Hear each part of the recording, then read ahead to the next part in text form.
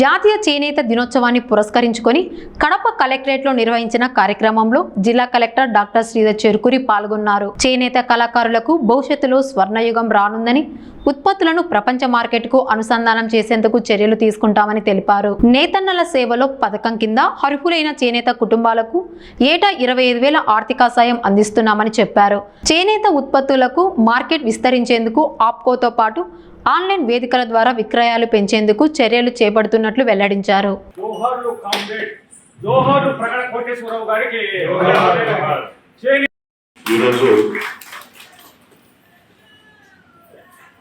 చేనేత అనేది మన చరిత్రలో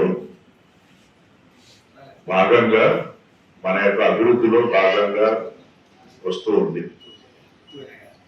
కొన్ని వందల సంవత్సరాల క్రితం నుండి మన భారతదేశంలో ఉన్నటువంటి చేనేత కళాకారుల యొక్క కళ మన భారతదేశంలోనే కాదు, ప్రపంచ వ్యాప్తంగా అది దశ దిశ వ్యాప్తి చెందింది. ఎందుకంటే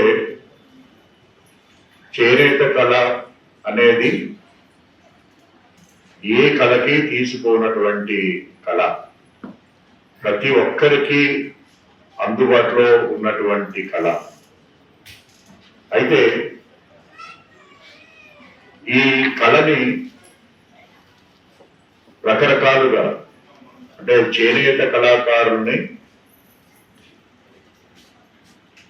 కారణం ఏదైనా అవ్వచ్చు, చేనేత కార్మికులుగా మార్చటం జరిగింది. అది ఎవరు మార్చారు, ఎవరి స్వార్థం కోసం మార్చారు, లేకపోతే ఎవరి బాగు కోసం మార్చారు, లేకపోతే ఎవరు ఈ రోజు కూడా కళాకారుల్ని కార్మికులుగా చూస్తున్నారు అనేటువంటి విషయంలో నేను వెళ్ళట్లేదు. ఎందుకంటే రెండు రకాలుగా ఈ చేనేత అవకాశాలు మనం చూడాలి. ఇవాళ భారతదేశంలో మరీ ముఖ్యంగా సౌత్ ఇండియాలో, మరీ ముఖ్యంగా మన ఆంధ్రప్రదేశ్లో చేనేత యొక్క మార్కెట్ విలువ ప్రతి సంవత్సరం కూడా పెరుగుతూ వస్తుంది. అంటే ప్రతి సంవత్సరం ఇంచుమించుగా 15 నుంచి 20% వరకు చేనేత యొక్క విలువ అనేది మార్కెట్లో పెరుగుతూ వస్తూ ఉంది. పట్టు వస్త్రాలని లేదా చేనేత వస్త్రాలని అమ్మే షాపులు పెరుగుతున్నాయా, తగ్గుతున్నాయా? ప్రతి చోట కూడా షాపులు పెరుగుతున్నాయి, పెద్దగా చిన్నవి పెద్దవవుతున్నాయి.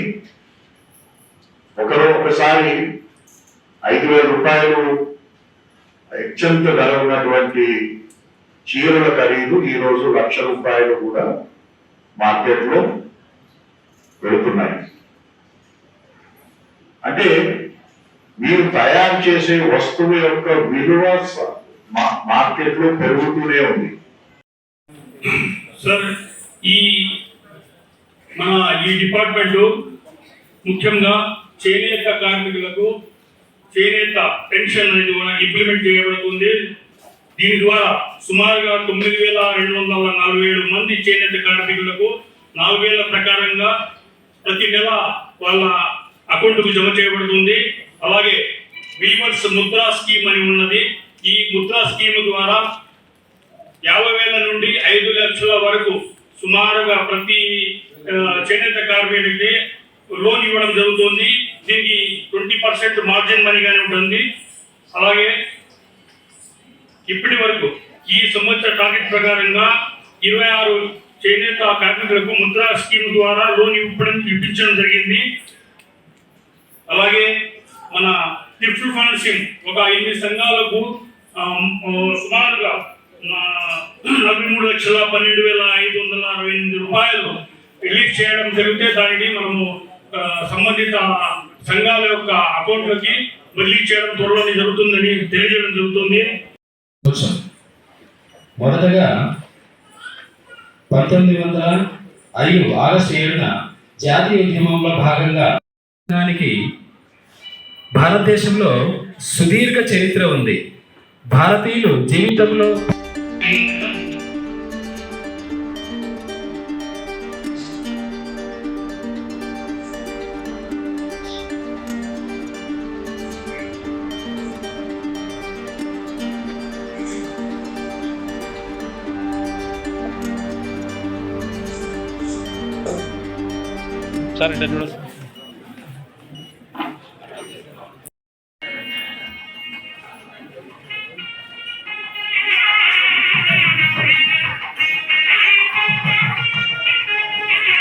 తర్వాత కేపీ తిరుమలకుండు,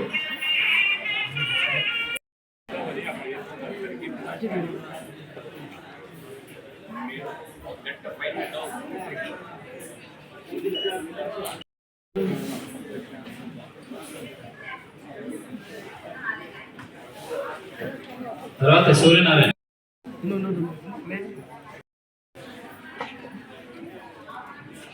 అన్న సూర్యనారాయణ చౌడం మీరే.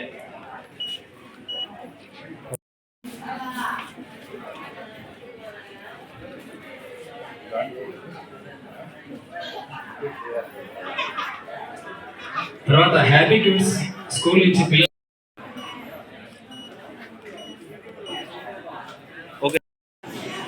సార్ చిన్న మమ్మీ సైడ్ కదా